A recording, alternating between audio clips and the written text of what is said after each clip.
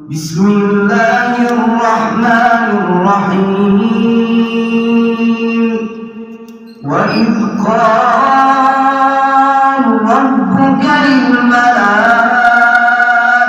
إني جاعل في الأرض خليفة قالوا أتجعل فيها من يفسد فيها ويسفك الدماء ونحن نسبح بحمدك ونقدس لك قال إني أعلم ما لا تعلمون وعلم آدم الأسماء كلها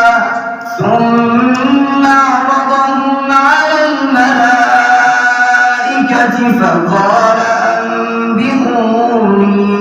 فقال أنبئوني بأسماء هؤلاء